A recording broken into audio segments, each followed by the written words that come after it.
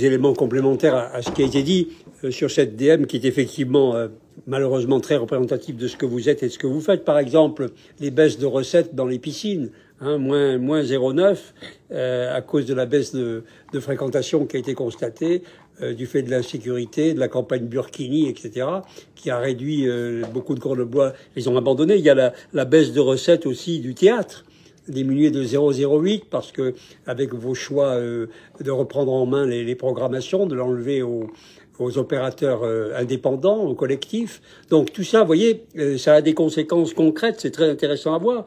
Et puis, je regarde aussi les crédits de fonctionnement. On voit que les crédits relatifs au gardiennage des chantiers qui augmentent de 0,12 après 2 millions à peu près que nous avions mis pour la seule décision modificative.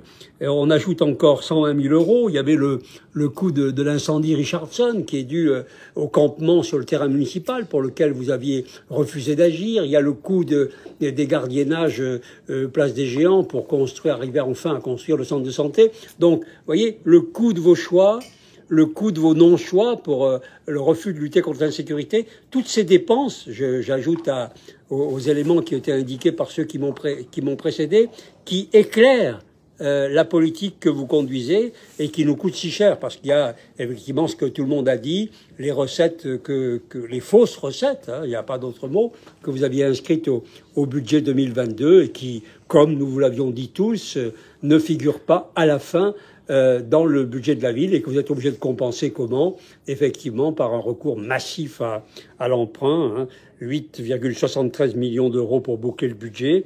Vous avez donc emprunté, selon moi, 46,7 millions d'euros cette année. Alors, moi, c'est ce que j'ai compté. On va voir ce qui sera à la fin. Mais en tout cas, 40 ou 46, ça sera un record pour Grenoble et dont effectivement qui va peser dès l'année prochaine sur l'augmentation des annuités de remboursement, qui va donc peser très lourdement sur les capacités d'investissement de la ville qui vont être encore réduites, les capacités de fonctionnement aussi, et donc ceci se voit aussi très clairement parce que quand on jette un œil sur la section d'investissement, on voit immédiatement que vous avez contraint de décaler de nombreux travaux parce que vous ne pouvez pas y faire face.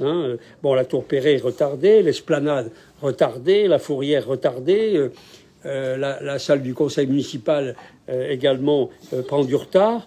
Donc vous retardez tout ça et vous espérez toujours ces ventes massives de bijoux de famille pour essayer de tenir le coup pour terminer les années qui viennent. Mais je pense que vous n'y arriverez pas parce que là, vous êtes à un niveau d'emprunt tel, vous serez, si vous suivez cette pente, un niveau d'impôt tel que vous ne pourrez pas tenir le coup, même pour terminer le mandat dans ces conditions, ce qui éclairerait le départ de l'adjoint aux finances au mois de juillet. Je comprends qu'il n'ait pas voulu obligatoirement assumer tout ça.